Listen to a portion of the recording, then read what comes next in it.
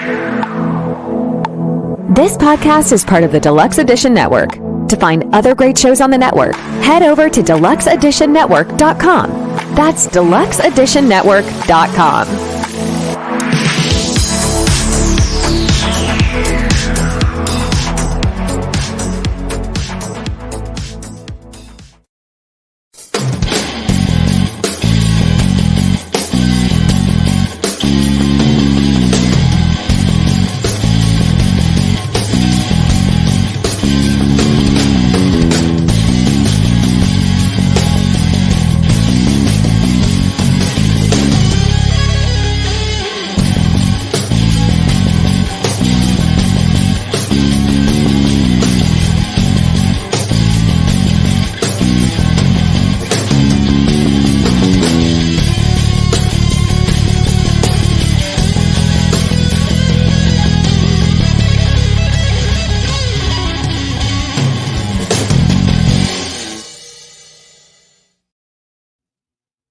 Hey everybody, welcome to Films and Fermentation, episode 161. This is the Best of the Worst tournament, 80's movie villain edition. If you were listening to us this week, we had a mini pod review of Deadpool and Wolverine. This is our first full episode since that mini pod. And this one is a bracket episode. That's right. We are Films and Fermentation, a movie and alcohol podcast. I'm Leo. I'm Kevin. I'm Mike. We're three friends who like talk shit about movies while getting shit-faced. In this episode, we raise our glasses and toast to the baddies who made the 80s so delightfully dangerous. Today, we're diving into the dastardly deeds of the villains who defined a decade. Because what's a hero without a nemesis with a bad perm and a thirst for world domination? Grab your proton packs, your boomboxes, maybe a stiff drink. Because these are the villains who had us all rooting for the dark side, if only for a moment. Whether it's an evil mastermind, a menacing robot, or just that one guy who won't stop monologuing, we've got them all covered. So sit back, relax, and let's revel in the bad guys who made the 80s totally rad. Mike, that's another one I had to avoid there too, is there's so many Bond villains from the 80s I could have added as well. And I was like, there's so many. You got everybody listening, you will see when we get to the main segment, this was difficult.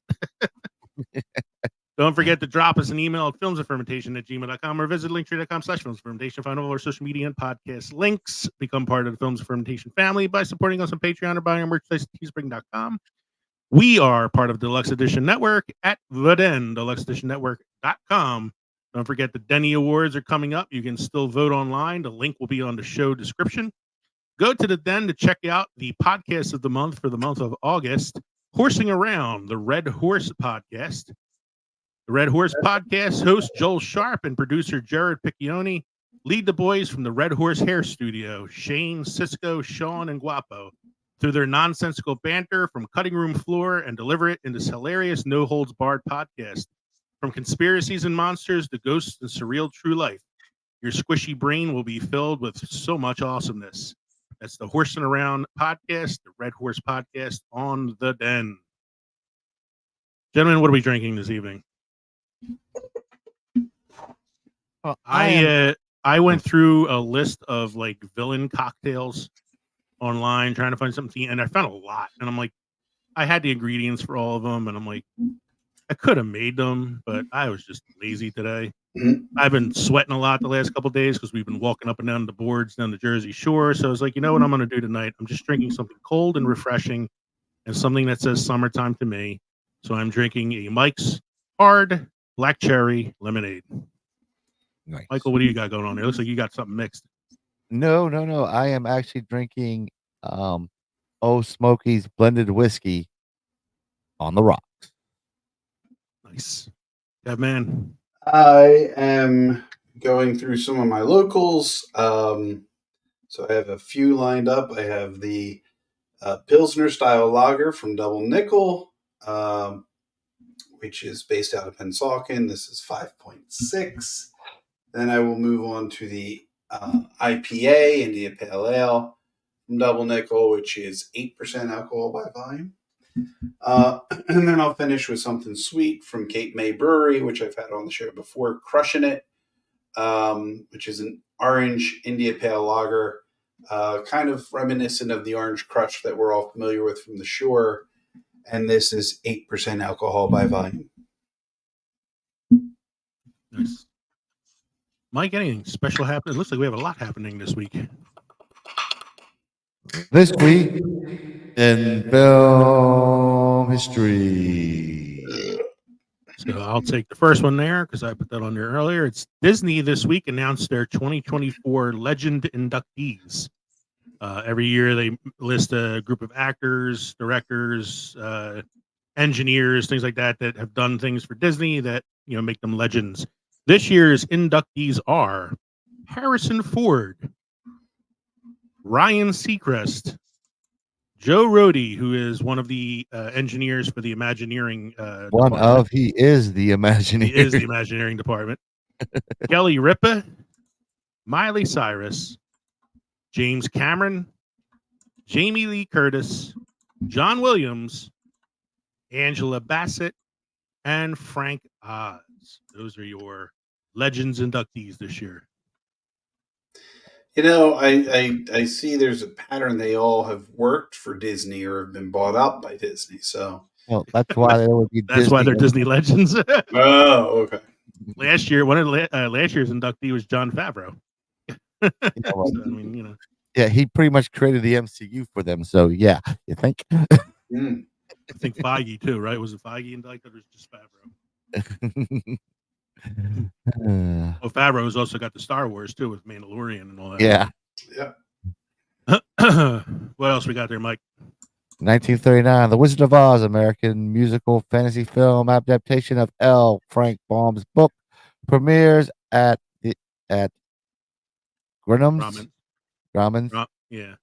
Chinese Theater, Hollywood, directed by Victor Fleming and King Vidor, with cast featuring Julie Garland, Ray Bolger, Jack Haley, Burt Lahr, Frank Morgan, Billy Burke, and Margaret Hamilton. Songs by Harold Arlen and Yip Harburg. All right. Yep. I love Wizard of anybody interested in going back to some of our previous episodes? Every now and then we do a recasting episode or we recast a classic film for modern audience. We have a Wizard of Oz recasting episode in the archives there. So if you're interested, go back and check that one out. It was a fun episode. Gotta be careful. That sounds like hidden promoting to me. It is. No, he just wants. That'll get me suspended on Reddit again. He just wants people to yell at me about my Cowardly Lion. Who was your? I don't even remember who your Cowardly Lion was. Wolverine. Oh, Hugh Jackman. Yeah. No, was it Hugh Jackman or was it? No, it was Obi-Wan. It was Ewan McGregor. It's Ewan McGregor. Yeah. McGregor. Well, if you want to go back and find out how I try to squeeze Donald Glover into every recasting, you can go back and listen to our Wizard of Oz episode because I do it there too. Yes, you do. What's the next one we got there, sir? 1951, A Place in the Sun, film adaptation of Theodore Dreiser's An American Tragedy, directed by George Stevens, starring Montgomery Clift, Elizabeth Taylor, and Shelley Winters, premieres in Los Angeles, California, wins 6 Academy Awards, including Best Director in 1952. One of Taylor's early films, I think. Yes. Too. Yeah. I'm not up to date on my Elizabeth Taylor itinerary though. Oh, 6 Academy Awards. I thought you would know the movie. I mean, I know of the movie. It's not one that I've seen. I'm not prior to 1960. I'm not as well versed as you might think. In 1965, the Beatles taped an appearance for a U.S. variety show, The Ed Sullivan Show. We got a nice show for you today. I heard of those Ladies guys. and gentlemen, the Beatles. A little indie rock band, weren't they? Yeah, something like that. Go ahead. What's your next one there? In 1967, Bonnie and Clyde, crime film directed by Arthur Penn and starring Warren Beatty and Faye Dunaway, is released. All right. I added a little something here because I watched a documentary actually this morning, and it was really good, and I wanted to recommend it. And it's funny that this is one of your facts because Gene Wilder has a very small cameo role in Bonnie and Clyde. It's one of his first film roles. And this morning I watched a documentary on Netflix called Remembering Gene Wilder. and it was an hour and a half long documentary detailing his life and his acting career and stage career and everything, and it was really, really good. It's produced by I think her name was Julie Nimoy. She's Leonard Nimoy's daughter. Was the producer of this documentary. It feels a lot like that Remembering Leonard Nimoy documentary because of it. The love But it was Spot. really, yeah, for Love of Spot. But it was really cool because it was narrated by Gene Wilder. Because he had written an autobiography around 2010, and so a lot of like the narration comes from him reading excerpts from his autobiography. And then around 2013, he's diagnosed with Alzheimer's, and he passes away in 2016. And so Right. that 3-year period in the documentary then becomes narrated by his second wife, who was with him when he passed. And so it's like sad and beautiful all at the same time. But it's like a really, really good documentary. And I learned a lot of things I didn't know about him, which was kind of cool. So I highly recommend the Gene Wilder documentary on Netflix called Remembering Gene Wilder. What's your next one you got there, Mike? That is another hidden promotion. Yeah, for Netflix. In 1979, Apocalypse Now, directed by Francis Ford Coppola and starring Marlon Brando, Robert Duvall, and Martin Sheen, is released. Brando and Duvall in a Francis Ford Coppola movie.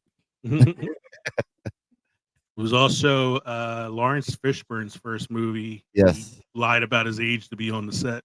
Yep. It is, what's the line? I love the smell of napalm in the morning. It smells like victory. And your last one there, Sarah. It's about that little indie studio that nobody cares that much about. Yeah, no. In 2019, Disney Studios is the first studio to have 5 films earn over $1 billion each in 1 year, with Toy Story 4, Avengers Endgame, Captain Marvel, Aladdin, and The Lion King. Soon to also have Deadpool and Wolverine on that list. Well, this was just in 2019. They had 5 films with $1 billion. Now, Aladdin and Lion King kind of a cheat there because those are the live action quote unquote reboots. Well, those are 2 movies that, at least one of them is where it helped Favreau get his legendary status. Yeah, it's yeah. It's weird. Like Captain Marvel came out the same year as Avengers Endgame, but it feels so like there's so much distance between those 2 films for some reason. It does. And it's yeah, the critical appeal. The funny thing is that it made over $1 billion, but was considered like a dud. I thought it was all right. I liked it. No, I'm not saying like in terms of it not being a good movie. It was more like it didn't do what they thought it was going to do at the box office, which is funny considering it still made $1 billion worldwide. Mm-hmm. I think domestically it was kind of like that disappointment for them. Mike, you have any must-try beer or craft destinations for this evening? I have a must-try beer. I have Escorpion Negro Black Ale from Baja Brewing Company, San Jose del Cabo, Mexico. Craft from south of the border can be darned impressive. Some of the lager Mexican brewers make extremely clean, smooth, dark lagers, but this one, an ale that is roughly complex, who has a roughly complex sort of charm. Expectedly a dark ale with tan foam, it's got grain-like black malt aroma and sort of like corn grits mixed in your morning coffee. There's a bit of fullness on the palate, medium sweetness, and a burnt corn chip note. It finishes rather neutral despite the dark grains and lack any hop bitterness. It is 5.5 alcohol by volume. There you go, boys. You had me until burnt corn chip note. Yeah, I was like, burnt corn chip don't sound all that appealing to me. Not me either. But... Yeah. For the first time in a long time, I don't have to ask Kevin if he has beer news because I actually know now instead of having to wait till we get to the segment to ask. I have beer news. He has beer news. I have beer news. Beer is good. Beer Beer is good. It's not. Beer is good. Beer is good. Beer is good. Let's go drink some beer.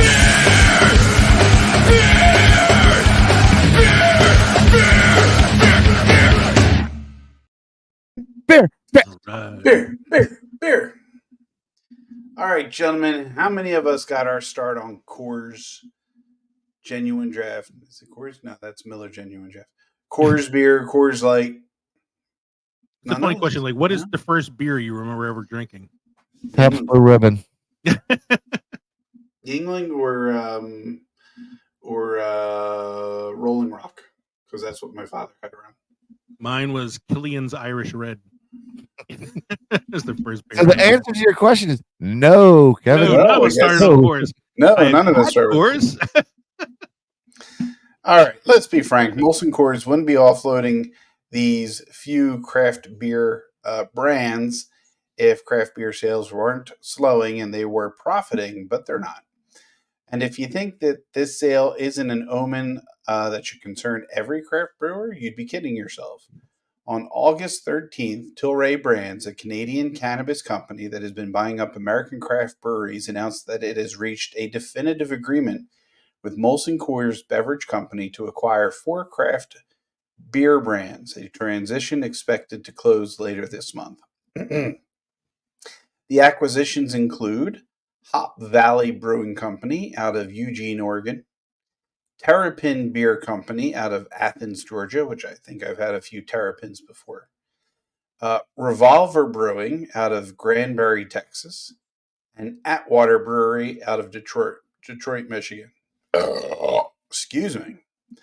In 2023, the global cannabis lifestyle and consumer packaged goods company acquired 8 beer and beverage brands from Anheuser-Busch, including Shock Top, Breckenridge Brewery, Blue Point Brewing Company, 10 Barrel Brewing Company, Red Hook Brewery, and Widmer Brewing Brothers Brewing. That all-cash transaction, which included current employees at the time and breweries and brewer pubs associated with those brands, was rumored to be around $85 million, according to a filing made in the Securities and Exchange Commission. Once Tilray's deal with Molson Coors closes, the company will add 6 new U.S. breweries to its holdings and 20 craft breweries overall, with a combined capability of producing more than 1 million barrels of beer annually. It might strike pass it around. Oh. It might strike some as odd that the largest cannabis producer in the world is investing so much capital into craft beer biz at a time when the industry is slowing, unless you're thinking strategically and looking toward the future. A future of recreational cannabis is legal nationally, and Tilray can start producing cannabis-infused brews, with the latest 4 property acquisitions only furthering that goal. And it continues to talk about the transactions and their future for the company and how this has been in the works since about 2021. Actually, 2020, I should say. It started with Sweetwater Brewing. So what does the latest acquisition tell us about the current state of craft beers in the U.S.? It's not good. The craft beer industry has matured, national sales are slowing, and majors want out of the biz. In the wake of the Bud Light trans fiasco, Molson Coors has been on a roll, and they are tightening things down for the future by offloading 4 craft breweries that they'd lose interest in, just as consumers appear to be losing interest in the craft beer nationally, which is sad. I do think the market's saturated with craft breweries, but without them, how do you experiment? How do you try to see something new? And some breweries which I really enjoy and I like their beers, I will be sad to see them go if this happens. So, I mean, the hope is that this company that's buying them out continues to produce the beers. And then that's at least a good thing. It might be outside of the U.S., but I mean, the company itself might be outside of the U.S., but maybe the breweries will still remain in the U.S. because it'll be their way of introducing their product into the United States through the acquisition of these breweries. Start setting up like pot beer camps, like. I was like skimming through your article a little bit here, and it said that all told, with cash and stock options combined, it was a $300 million transaction to buy all of those breweries. And I'm like, how much could this company be worth to spend 300? Oh, well, they're worth $3.8 billion. $3.8 billion, yeah, with a B. Yeah, with a B. With a B. I'm more interested in the second article you have posted here. Beers in space. Space beer, anyone? Hops flying on SpaceX's private astronaut mission Inspiration 4 will be auctioned for charity. Billionaire Jared Isaacman, who is looking into a brewery to make beer in space with space-flown hops for a good cause. The tech entrepreneur and experienced pilot has chartered a SpaceX flight to send himself and 3 other passengers, all private citizens, into orbit for a 3-day mission in a Crew Dragon spacecraft. Called Inspiration 4, the mission is scheduled to lift off on September 15th from NASA's Kennedy Space Center in Florida, riding to orbit on a SpaceX Falcon 9 rocket. Hitching a ride to space with the Inspiration 4 crew will be 70 pounds or 32 kilograms of hops, an ingredient that it adds bitterness and aroma to beer. And when that hops returns to Earth, Isaacman plans to auction it off to a brewery and donate the funds to St. Jude's Children's Research Hospital, he announced on Twitter August 12th, adding that interested breweries should inquire on inspiration4.com. That is not a hidden promotion. Isaacman also donated 2 of the 4 seats on the Inspiration 4 mission to St. Jude, which is located in Memphis, Tennessee. One went to Haley Akerlater, I don't know, a physician's assistant at the hospital and childhood survivor of bone cancer. The second seat was given to Christopher Sebrowski after he won the ticket to space in a fundraising raffle. The sweepstakes brought in more than 72,000 donations, totaling more than $13 million, in addition to the $100 million Isaacman pledged to donate. The 4th passenger will be Cian Proctor, the winner of the entrepreneur contest run by Isaacman's Shift for Shop e-commerce platform. Isaacman's Inspiration 4 mission won't be the first to launch beer-making supplies into orbit. NASA has flown hops into the International Space Station to brew beer in space for a student experiment, and Budweiser recently launched barley seeds into the orbiting laboratory to study the barley malting process in microgravity. Space-flown yeast has also been used to successfully brew space beer on Earth. It doesn't excite me as much as it did just in the headline. Yeah, I thought it had something to do with making the beer, but it's basically they're just giving the hops a ride. They're giving the hops a ride and donations. It's all for a good cause. I would like to hear more about the brewed space beer for the student experiment. I'll have to see if I can find that. See, that made sense to me because it was like, an experiment. They're trying to make something in space. This isn't making anything in space. It's just, hey, these hops left orbit, but they're back now. Oh, I'm going to give you guys a teaser. So I'll do a follow-up next week with beer in space. 11-year-old tiny brewery will fly to space station. And the 11-year-old's brewery. This is my kind of kid. Maybe we'll change your segment from Beer News is Good News to Beers in Space. Anyway, that's all I have. Beers in Space. On this episode of Beers in Space. We'll be right back after this brief word from Coffee Brothers. I love a good beer, but right now I can use a good cup of coffee. Have you heard about Coffee Brothers? Oh yeah, they're that coffee company out of New York, right? Well, they're more like a coffee wizards of New York City. They source these amazing seasonal blends and single origin coffees. It's like a flavor adventure in every cup. And get this, they roast everything in small batches. None of that mass-produced stuff. It's like each bean gets the VIB treatment. VIB? Very important bean. Sounds fancy, but is it worth it? Definitely. Plus, they're a two-person team. I mean, that's dedication right there. Two brothers, one mission to caffeinate the world. And right now, you can save 10% on your order. I mean, who doesn't love a good discount? All right, you've convinced me. Let's get some Coffee Brothers now. Coffee Brothers, where every cup is a sip of perfection. Save 10% on your next order with the code FNF10.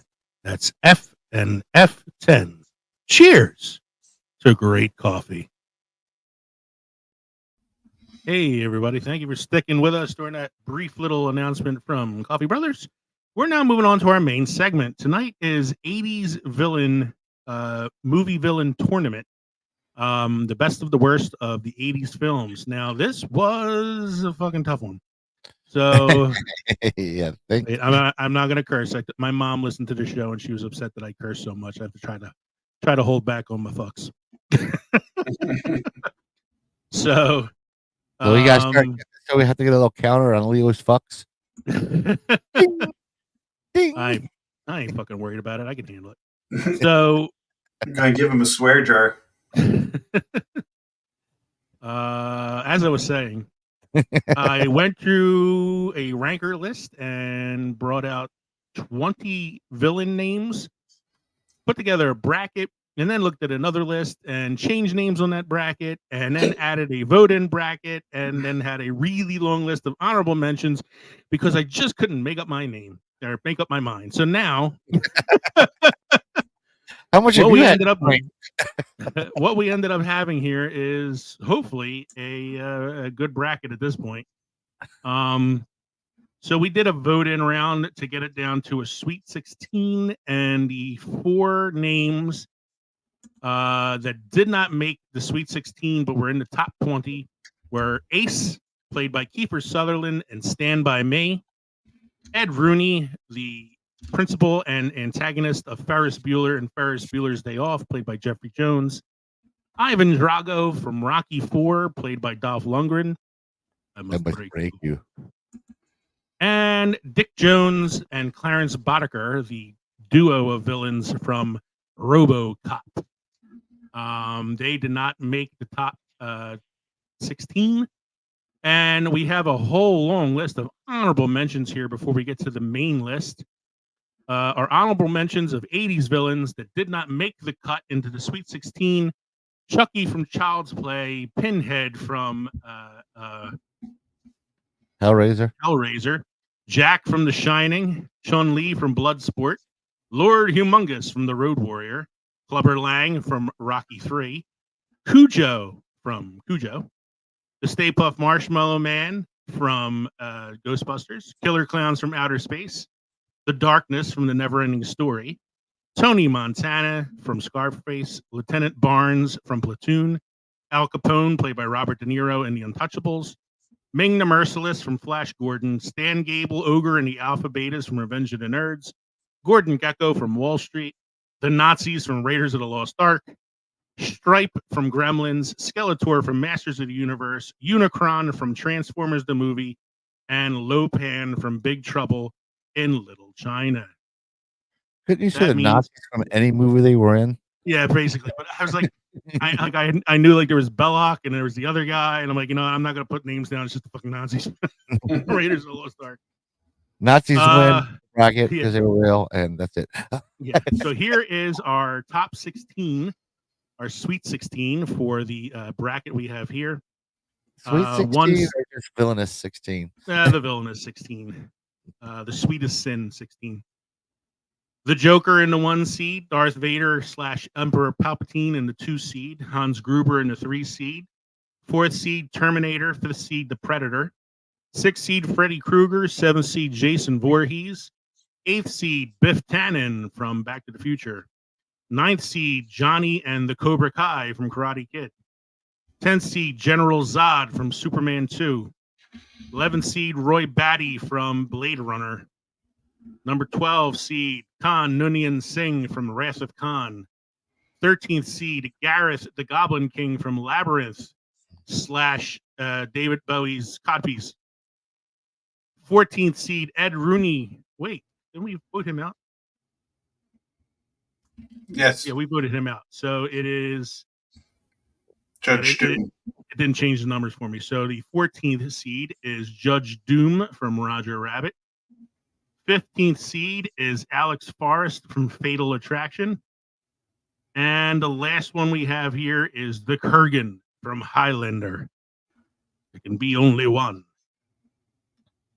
So it breaks down then that our first seed, the Joker from 1989 Batman, will face off against 16th seed Alex Forrest, played by Glenn Close in Fatal Attraction.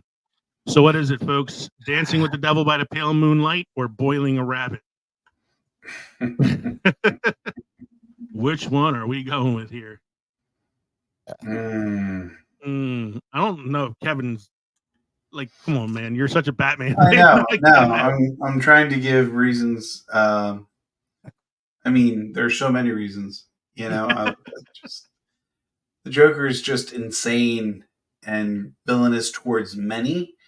Alex was focused on her stalker, or not her stalker, her subject or prey.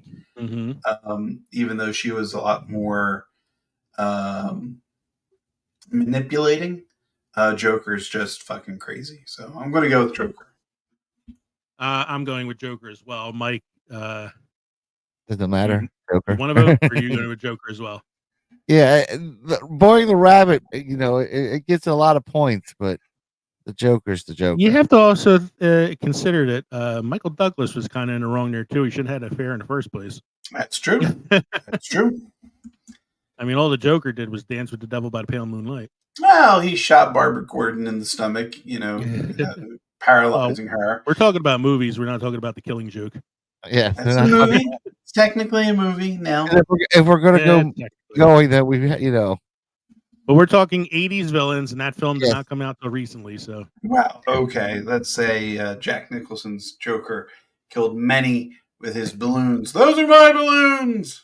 Why didn't tell me? Tell me he had one of those things. Those things. Where does he get all those wonderful toys?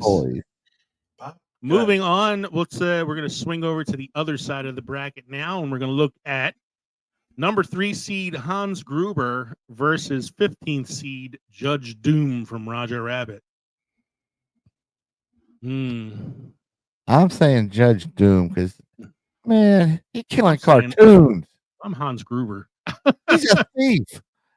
He's Alan Rickman. Yes, but he's just a thief. We're lucky Robin Hood, Prince of Thieves didn't come out to the 90s. I really would have been confused. Because, no.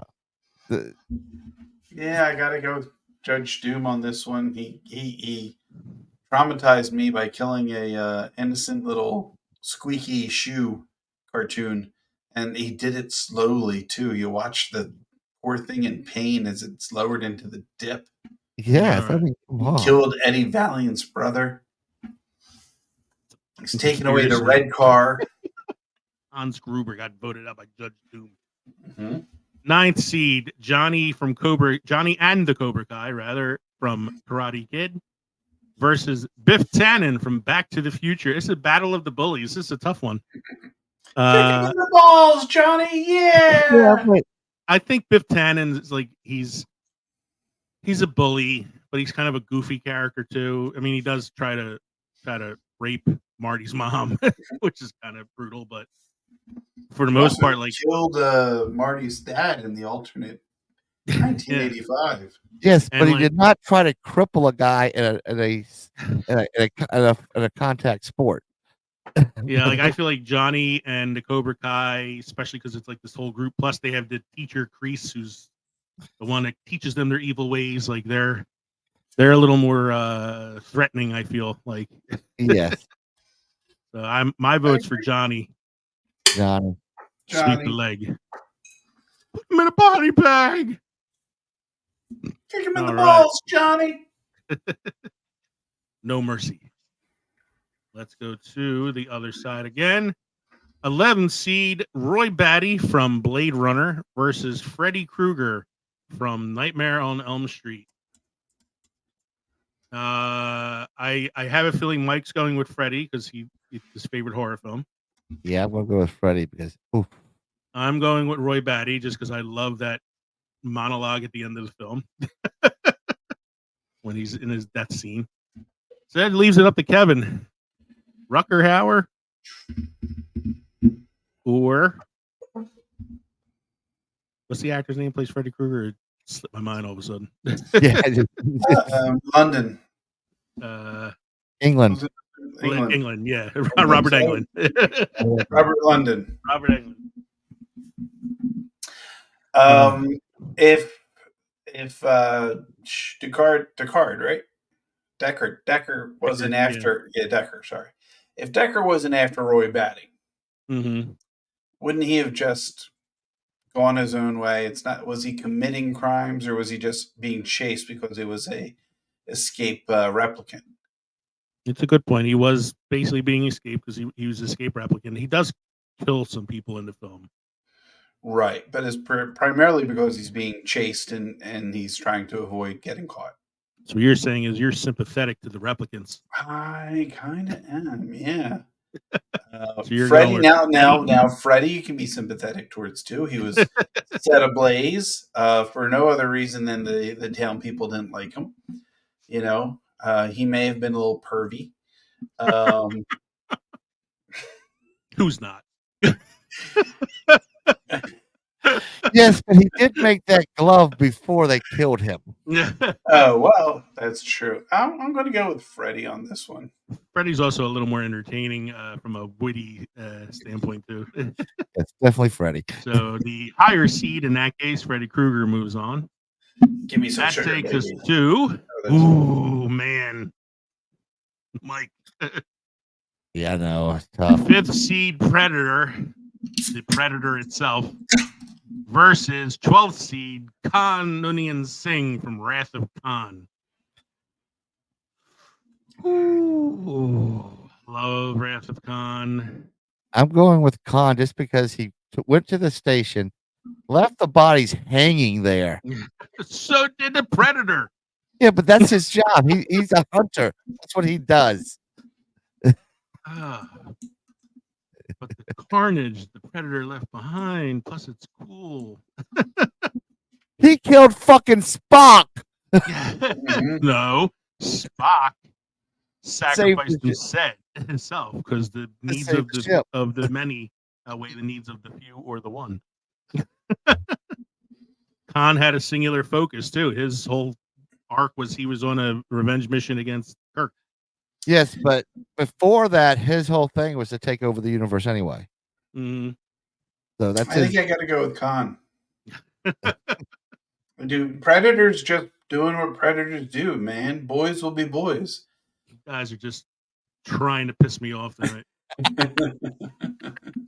So Khan doing what they do, man. It's not like you go to Predator Kevin and I agree on a lot of this shit. Come on now, and you see a Predator behind the barefoot and pregnant in the kitchen. I just have different standards when it comes to my villains. I guess I don't know. Oh, okay. That brings us to 7th seed Jason Voorhees from the Friday the 13th franchise versus General Zod from Superman 2. This is the Terrence Stamp version of General Zod. Kneel before Zod. Kneel before Zod. Kneel before Zod. Jason Voorhees must kneel before Zod. Mike's also biased anyway because he prefers Freddy over Jason. No, because Jason, his whole villainous is because they drowned his ass. So you're blaming it on the kids. I am. Those damn teenagers always having sex in the woods. I'm telling you, it's not his fault. There's the promiscuity of young teens in camps. Not his fault. I'm basing my vote on the fact that Voorhees is just, a guy in a costume stalking people in a film, whereas General Zod is a Terrence Stamp scene-chewing performance that's hard to beat. I'm just a monster standing in front of campers, asking them to love me. Ask them to stop having sex in the woods. Keeping me awake at night. Dirty and gross. Get a fucking room, guys. Not my fault you end up with poison oak on your balls. So I voted for Zod. Mike, who did you take? Voorhees must kneel before Zod. So you took Zod. And Kevin, I guess it doesn't matter since it's a 2 vote anyway, but it's Zod. Not. If my cousin Bubba is listening, I'm sorry. I know Jason Voorhees is your favorite horror character, but he just got knocked out. That takes us to 13th seed Gareth the Goblin King / David Bowie's crotch in Labyrinth versus Arnold in The Terminator, 1984, the original Terminator. Terminator. As much as I love Labyrinth, like all the Goblin King is really just a guy. He abducts a baby. He rules the goblins. He doesn't kill anybody. His biggest threat is that he's going to dump you into the bog of eternal stench. I'm just a Goblin King standing in front of a teenage girl. In a pre-legal Jennifer Connelly asking her to love him. Terminator is just a robot that was programmed by an AI. The AI is really the villain, not really Terminator. Skynet. Skynet's the real villain. Skynet controls him, yeah. Yes, but he can be reprogrammed as what it shows in the other movies. So can Gareth.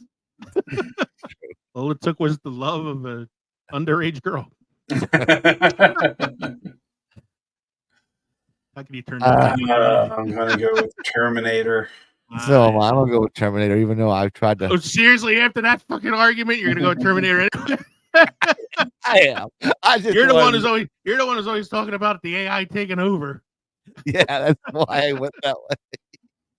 I just still had to say it, you know. Yeah. All right, Mike. I want to hear you defend this one now. The Kurgan from Highlander versus Darth Vader. Oh, there is no defending that. This is Darth Vader, 100%. Really, you're not gonna, because you're such a Highlander fan, you're not gonna give me an argument for the Kurgan? I'm not that much over Star Wars. Jesus, come on now. What have you been drinking to think that? I don't know. You guys seem like you've been trying to piss me off all night. I was just asking. Won't somebody think about the younglings? Wrong. Master Skywalker, what are we going to do? Check that out. I overheard somewhere this that is only Empire and Jedi we're talking about here. Yeah, maybe. I think I need to watch Revenge of the Sith. I had overheard that they had changed the scene so that the lightsaber changes from blue to red. Red. I don't know if that's. I saw that online, but I don't know if that's true. I don't know if it's true or not. Photoshopped it. All right. So that Vader. means you know what? They can't do that because that saber's the one that Anakin Obi-Wan takes and gives to Luke later. Oh, that's true. Yeah.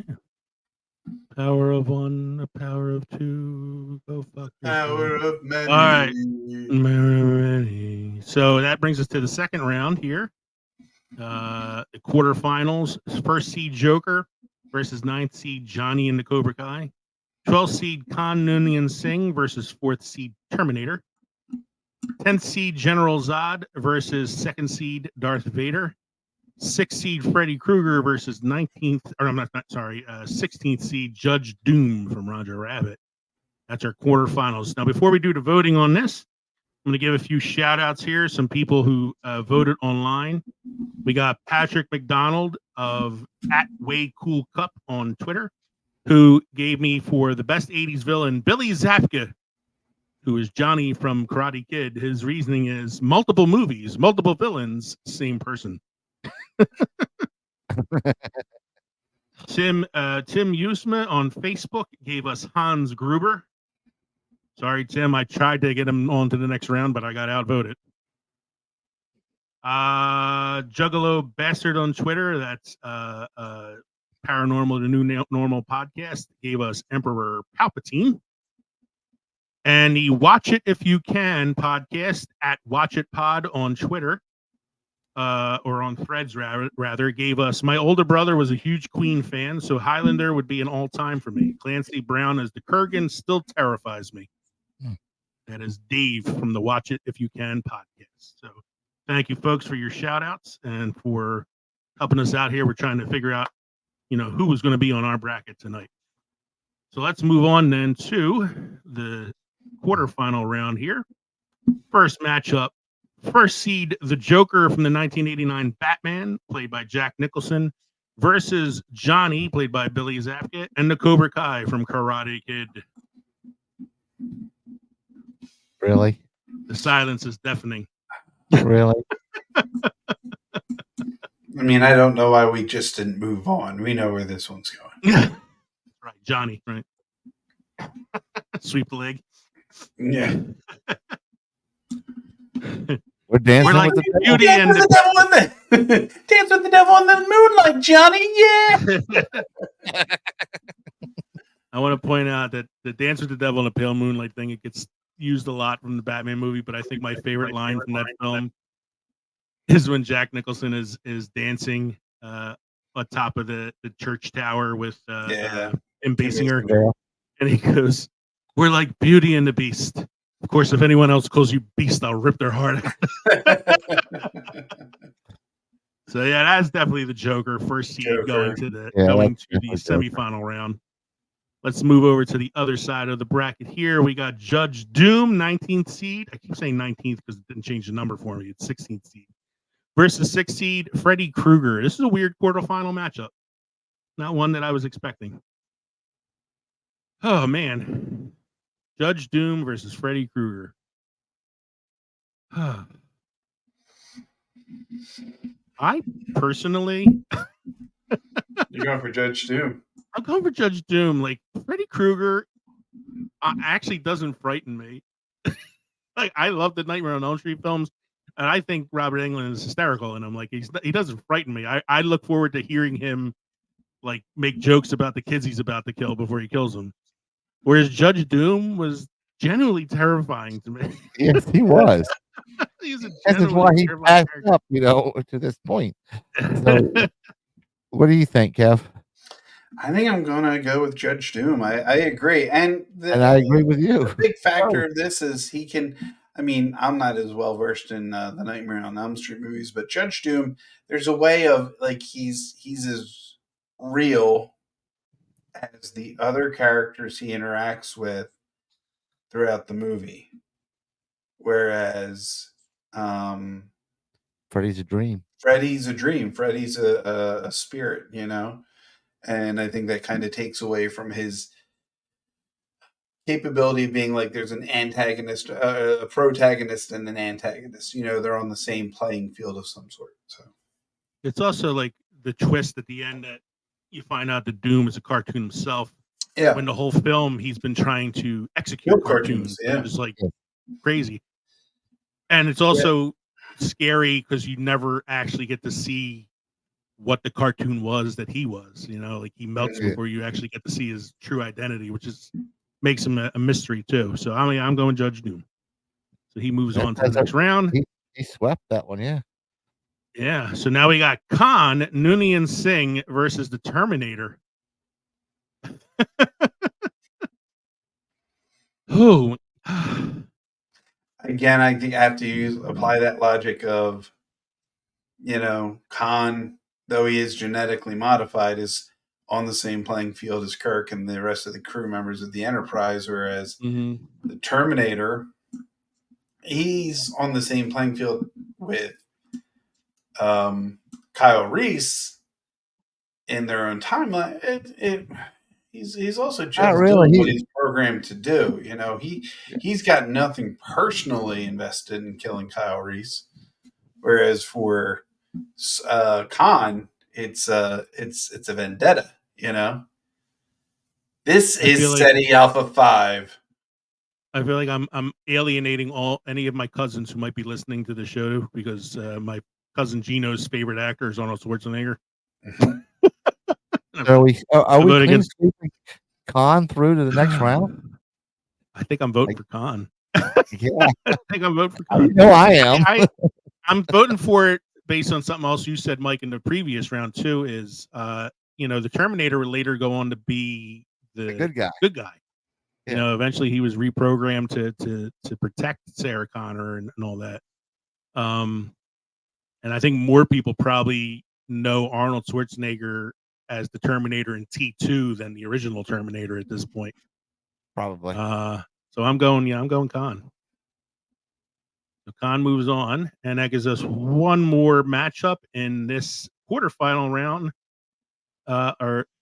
General Zod versus Darth Vader. I love Terrence Stamp and I love the General Zod character, but come on. Did he kill younglings? No. He did not kill younglings. He killed Kryptonians. That's okay. Did he not? Did he cut the hand off of his own son? He said he told people to kneel before Zod. Darth Vader could make you kneel before him. I find your lack of faith disturbing. This is definitely Vader. Vader's definitely going through. It's technically Vader / Emperor Palpatine because it's a dual villain. But so that takes us to the semifinals here. The first semifinal round, the Joker from the 1989 Batman versus Khan Noonien Singh from Wrath of Khan. And in the other other semifinal round, Judge Doom from Roger Rabbit versus Darth Vader. I wish this was like a real thing, like Mortal Kombat, where I could see like Judge Doom versus Darth Vader. It's dead. You remember Celebrity Deathmatch on MTV? Yeah. Let's get it on. Get it on. All right, let's go to the Joker versus Khan Noonien Singh.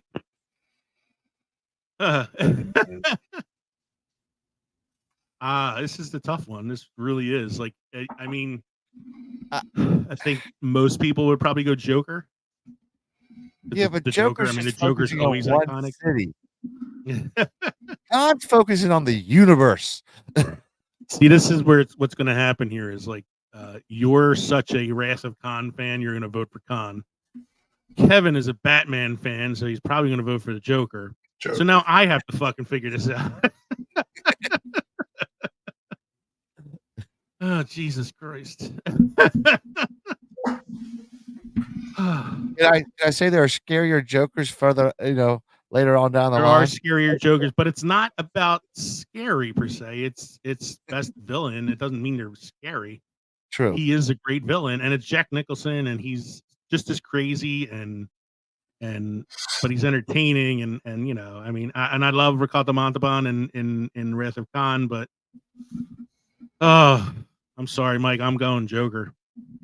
Yeah, well, you'll make Adrian happy because she's not a big fan of Star Trek 2. So first seed Joker makes it to the final, and in our other matchup, we have Darth Vader versus Judge Doom. Should we just make it the matchup we thought it was going to be at the beginning anyway? Darth Vader versus that's where I'm heading. I mean, Judge Doom had a good run, but he had a good run. He was the bottom seed making his way to the semifinal round here. He was in the play-in tourney to get the play-in bracket. He went from the NIT to March Madness. All right, so we got the first seed Joker versus the second seed Darth Vader in the final round of our 80's villain tournament bracket here. I think even with all those honorable mentions I talked about earlier and how hard it was to put this bracket together, this is kind of where it was going to be ending up anyway. I kind of feel like.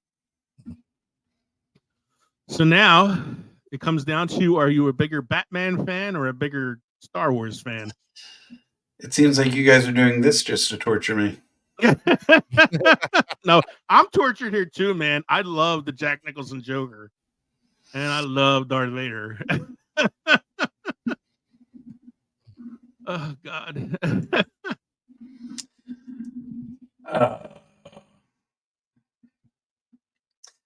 Well, look, and I know we're focused purely on the 80s, but we are dealing with two villains who have been around for decades, you know? And each person's portrayal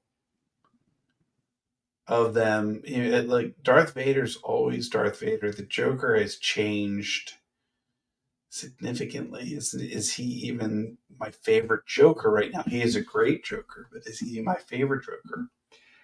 I mean, if we're looking at that, like Heath Ledger is my favorite Joker. Right. But Darth Vader, very... Darth Vader has been villainous in everything that Vader's been Vader in. Minus his redemption and Return of the Jedi. Right. But that was him. The last 10 minutes of the movie, Yeah. But I mean, if you look past that, before then, even in that movie, he was very villainous. Mm-hmm. I don't want to lose my Star Wars card, so I'm voting Darth Vader just for that reason. I think I got to go Vader as well. Got to, because he's not only, not only does he attack his own family members, he tries to get his family members to turn to the dark side, to turn on the guy that turned him to the dark side. He's going to backstab his own bastard. Come on now. So, to probably no one's surprise, the winner of our 80s villain tournament bracket is Darth Vader from the Star Wars franchise. And in the 80s, he was in 1980's Empire Strikes Back and 1983's Return of the Jedi. We also had Emperor Palpatine kind of listed there as well, since it was Vader Palpatine duo, but it was mostly Vader, I think, that you would look to in those films. So Palpatine was, again, like the last 20 minutes of Return of the Jedi. So he was in Jedi more than he was ever in any other movie. Yeah. But yeah, it was Darth. So Darth Vader has won our tournament bracket. Second place was the Joker. Third place was Khan, and fourth place was Judge Doom. So Judge Doom, like you said, made it a lot further than I thought he would, and even Khan kind of made it a little further than I thought because of the Terminator thing. But ultimately, I think we have a pretty good winner, at least here, with Darth Vader as the winner of our tournament bracket. So again, thank you to everybody who helped out with this, who gave us any feedback online. We hope you agree with our choice. And if you don't, there's other podcasts out there you can listen to. Just drink a beer and listen. Yes, okay. That is not secret promoting. That's not secret promoting. Yeah. As Richard Pryor would say, just have a Coke. Have a Coke, sit down, shut the fuck up. Mike, you have any beer trivia or history for us this week? I got a fun fact for you.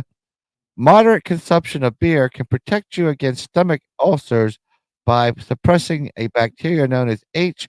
pylori. So drink beer not to get ulcers. Oh, wow. I'll know next time my stomach's upset, I'll just drink a beer. We have a cinema quote of the week. Thanks to Mike. Kev, do you want to read it? Mike, you want to read it? Who's reading it? I'll read it. All right.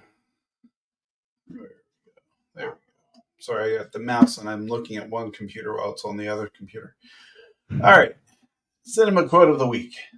The older I get, the more I look at movies as a moving miracle. Audiences are harder to please if you're just giving them special effects, but they're easy to please if it's a good story. And that was said by Steven Spielberg. He knows a lot about a good story and special effects. I've heard about that guy. Heard of him. Mm-hmm. I think he's going to make it someday. Yeah, I think he will. Yeah, actually, up and coming. All kidding aside, I'll do a little bit of hidden promoting again here, folks. If you want to go back, we have a episode where we did a deep dive into the career of Steven Spielberg. Feel free to go back and find that episode if you'd like. Little hidden promotion there. So thank you for joining us tonight for episode 161, the best of the worst 80s movie villain edition. Again, our winner was Darth Vader in the Star Wars franchise. We hope you enjoyed listening to the podcast as much as we enjoyed recording it for you. Remember, you can drop us an email at filmsandfermentation@gmail.com or visit linktree.com/filmsandfermentation to find all of our social media and podcast links. We are on most podcast platforms. We're on YouTube. We are now on Reddit. You can follow us there. Of course, after our suspension is lifted, we're on Instagram, Facebook, you name it, we're there. You can also join us on Patreon and support the show, buy our merchandise at teespring.com.